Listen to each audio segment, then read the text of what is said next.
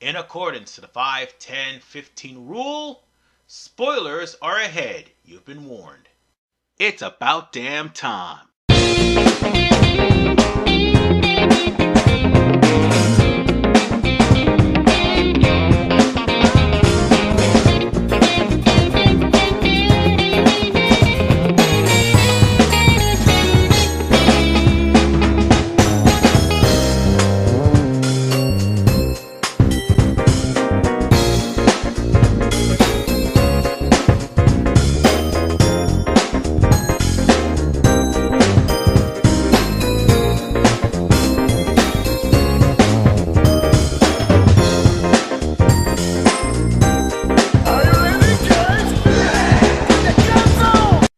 Ichiban is back, and he has an adventure so big it spans between America and Japan.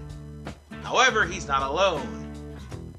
Not just the heroes of tomorrow is joining him, but there is one other person who'll be joining him in such a very illustrious adventure. And an adventure so big, they have to have a big man to cover those shoes, and his name is Kiryu Kazama. Yeah, wasn't he supposed to be retired, or moreover laying low, or a part of the Daidoji? Well, all that will probably be explained in the review, because needless to say, it is a big game.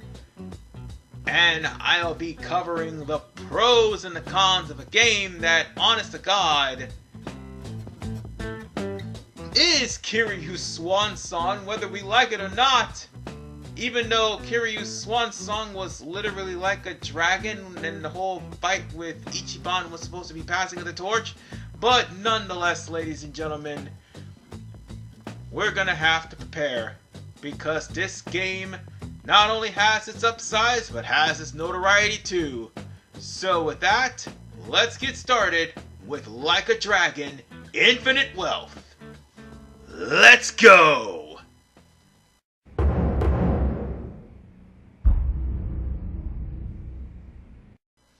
I just had a revelation.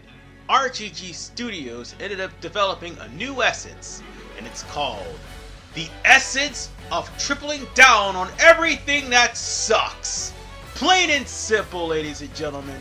When it comes down to Like a Dragon, they not only double down, but triple down on Ichiban's personality. And guess what? There are some perimeters that are locked behind Ichiban's personality. Again. It's almost as if they've learned nothing. Oh, and then they have Sujimon as well. Oh, and they triple down on Ichiban picking up stuff off of the street, even though he should not be a bum. He should be the owner of his own company. But it's not just there. Hawaii too. There's more collecting garbage, not just all over Hawaii and all over Japan. You gotta go into the water too to collect garbage as well. You're just collecting stuff, grinding and grinding. And most of this stuff is going to be for your crafting. Yay! And while we're at it, you're also paying for side quests. Oh look! The Sujimaru guy is back. And you have to pay him money. Just like you also have to pay money for the crafting shop. So that way, you'll be able to get more stuff, or at least complete this side quest here. And guess what? They also added more grinding with the Aloha link. Yeah, because saying hi to people to raise up Ichiban's social stats was something we all wanted. No, we didn't. We seriously didn't. And even if you do talk to them, they do give you good stuff, but still it doesn't matter. At the end of the day, you're practically grinding Aloha links to get the Aloha page filled, so that way you can talk to Kei-san and get some randomly good stuff. And the only way you could actually do that is by meeting certain conditions in order for to fulfill your Aloha link. Like with Kei-san, just complete a couple of people in the Aloha link. but everyone else goes above and beyond the call of duty. And then there's Sujimon Trainer. Yeah, Sujimon Training and Sujimon Trainer, you're actually beating up enemies, and sometimes you can actually recruit them to your party, so that way you'll be able to do the side quests for Sujimon, so you could complete that game. And guess what? That has a lot of grinding involved in order for you to get the best Sujimon. In order for you to deal with the sub-story involving Sujimon. And by the way, you have to do the sub-story involving Sujimon in order for to get Sujimon Trainer. Oh, and mind you, Sujimon are gacha! Who the fuck asked for this? Who asked for Sujimon to be gacha? But it's worse than that. The best Sujimon in the game are legitimately DLC!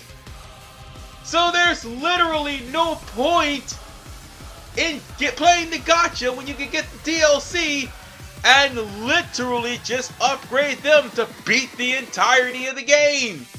Well, of the Sujimon minigame, that is. But wait, it gets worse. Hello Work had fired Ichiban and banned him off the premises. To replace that, you have Allo Happy Tours, which is basically Revelations. Oh yeah, get used to Revelations because you'll never see him again in Kiwami 3. But at the same time, it comes with a price. Why is this a con? Because you're going to be grinding all of Ichiban's social stats just so you can change jobs. You know, the problem that Hello Work had in the first place. Because you're trying to grind up freelancers because they're forcing you to do that. Thankfully, they don't do that here. But Kiryu is probably the other biggest point of contention. Not him being in the story entirely, but the fact that party separation is a big issue. And if grinding for the new party members wasn't bad enough, hey, you got another set of party members in USA to deal with, as well as Japan. So you gotta go to Yokohama to grind, and you also gotta go to Hawaii to grind. Basically speaking, you will be doing nothing but grinding. By the way, this happens in Part 8, the whole party separation thing. And mind you, Jugi-Han and Zhao do not show up until the end of the game. Yeah, the weapon of mass destruction, Jugi-Han, is not available until Chapter 13. I shit you not. They want you to try to suffer through the game's difficulty, but thankfully, they upped the dachi, but still, the weapon of mass destruction is not available until the end of the game. So basically speaking, you'll have party separations, and they'll double down on party separation at the end of the game! So, you wanna know what else that makes things bad? You not only have Bond Bingo and Drink Links with all your friends in Hawaii, but also in Yokohama as well. And in the case of Kiryu, the Bond Bingo and Drink Links is to increase his Rush, Beast, and Brawler styles. So that way he will get Essence of Resurgence, so where he could literally break the RPG format. Why didn't you just make this non-RPG in the first place? You have the ability to do that, RGG Studios. Why didn't you do that?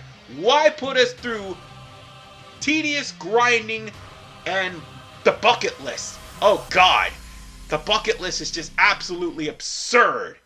You're not only going around finding random spots, most likely in areas where there's a lot of enemies, but you're also finding random spots to fill up the bucket list to up Kiryu's stats in Rush, Brawler, and Beast.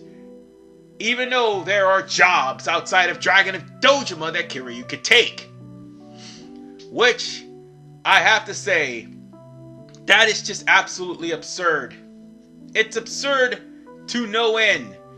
And it's only to try to make this those forms at level 10, and all 3 have to be at level 10 to get the essence of resurgence to break the RPG. And you know what that means?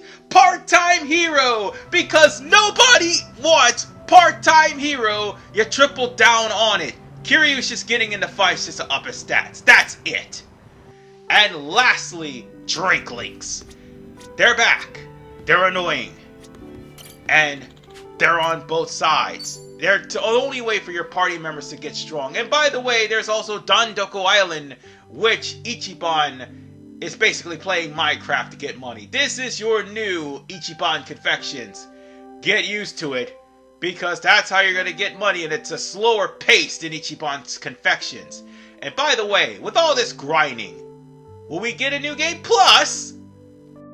Absolutely not. Unless you're willing to fork over a lot of money in order for you to get a new game plus, because it's part of a bundle. Yeah, you have to pay that bundle to get not only the new game plus, but difficulty. And mind you, this is RGG Studios. When it comes down to new game plus, not everything is carried over. So with that said, you will be tediously grinding, thinking that you'll get it all on New Game Plus for nothing. And that means one other thing. Difficulty doesn't matter in this game. There's no incentive to replay it again on a higher difficulty, because it's locked behind a paywall. And then there's the 2 main villains of the game, Cripple Client and Masataka Ebina. I'm not calling him by his name, because both of them are just absolutely terrible villains with the pettiest reason to hate the Arakawa family. And even worse, hate Ichiban by expansion. Ichiban didn't even do anything to these guys. They're lamer than Awami. How could you even be possibly worse than that? Well, they also share one other thing in common. Social justice, 1, 2, 3. I wanna be PC. It's just the way to be for me and you. Your hateful slurs are free. Like haunting you and you. We'll fight until your PC black and blue. God help my soul. Why them? And their lame-ass plan to kill every Yakuza with cancer via radioaction is just as bad. Man, let's just go to the pros. Please? I said go on to the pros. Oh, right. Almost forgot. Well, the load times in this game is ridiculous. So much so that sometimes it either loads too long or don't even load in textures until the last minute. So with that said, now we can go to the pros.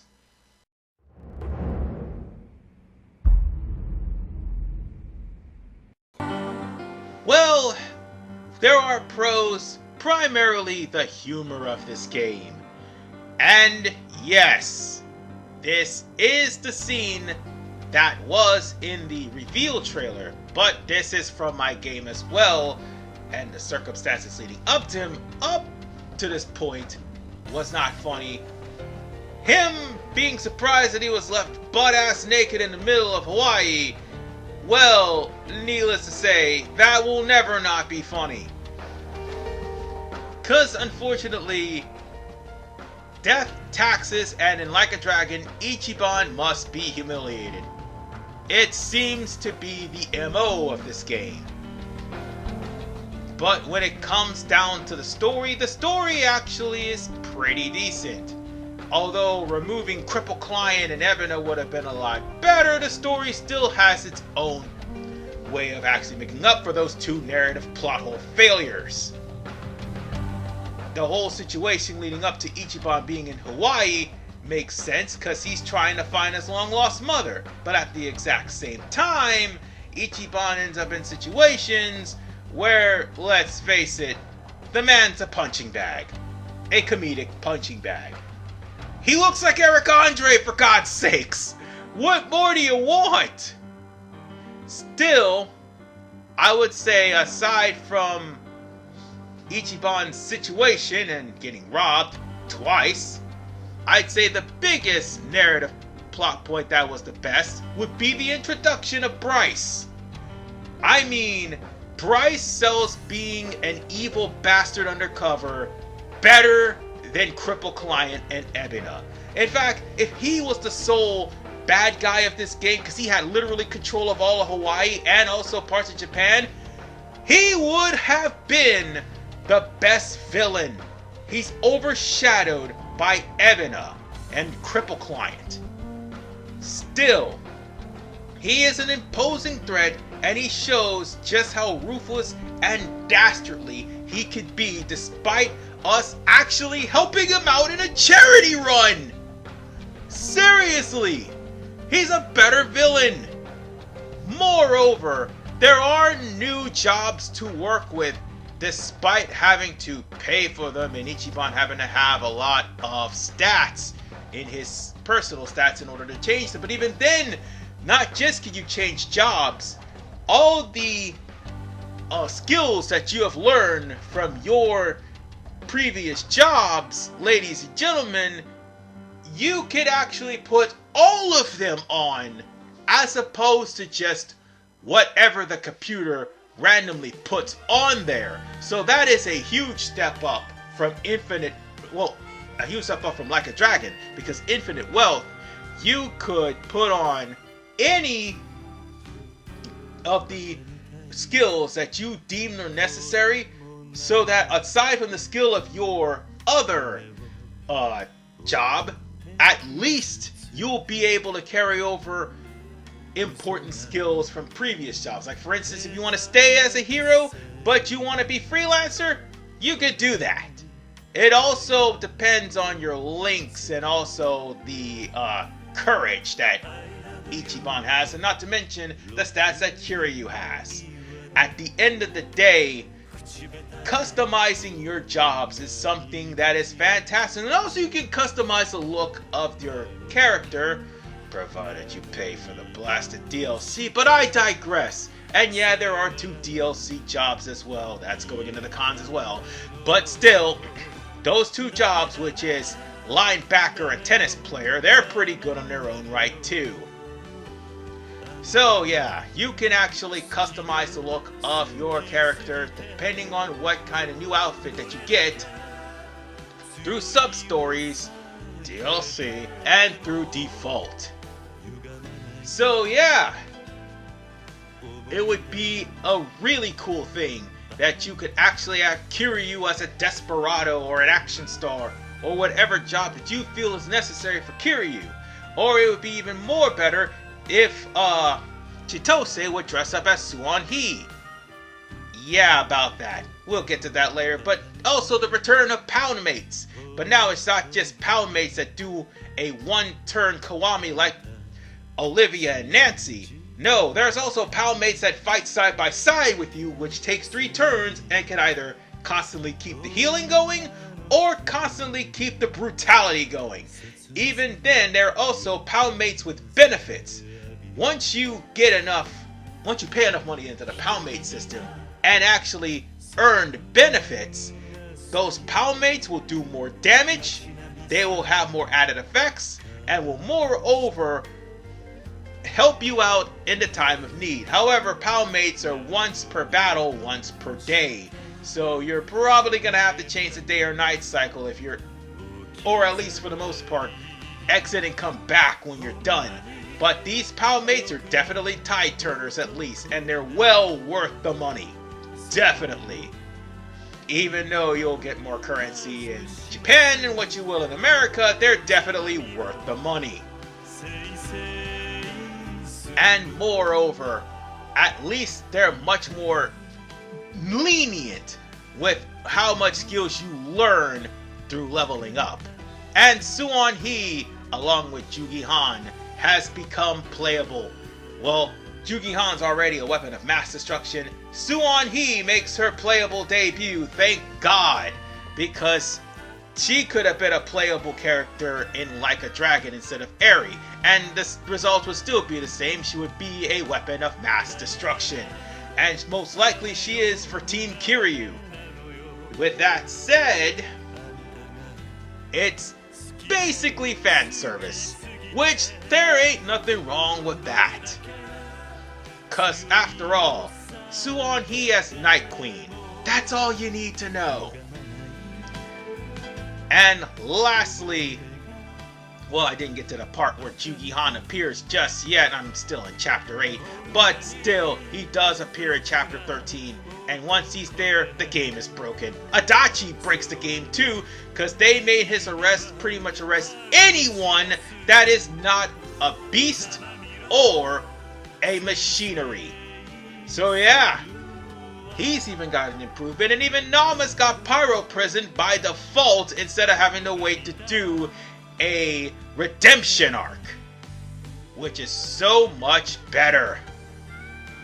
Needless to say, at least when you do level up all of your characters, it would be a lot easier to go through the game, but at least they have their fair share of mixture between easy and hard opponents.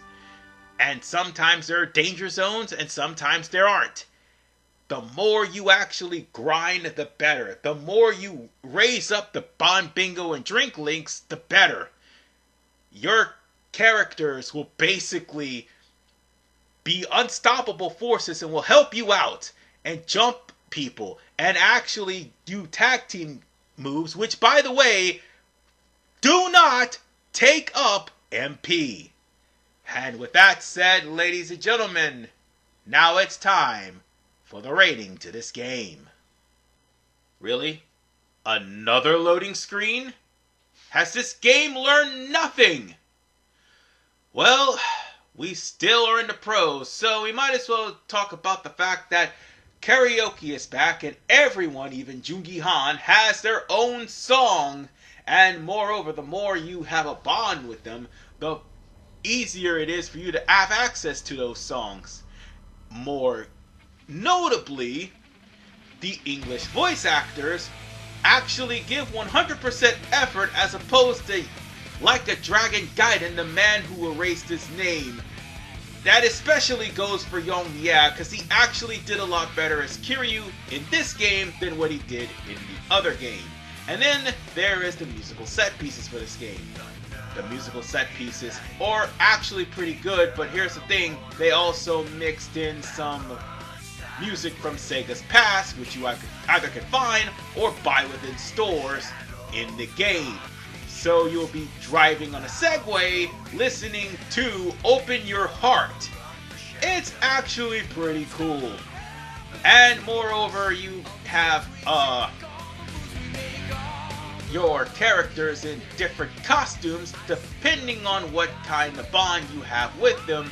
Yes, you can have Chitose in a golden bikini, although the golden bikinis for the women are DLC, sadly, or for a paid tier version of the game. Still, at least there are some other things you can unlock as well.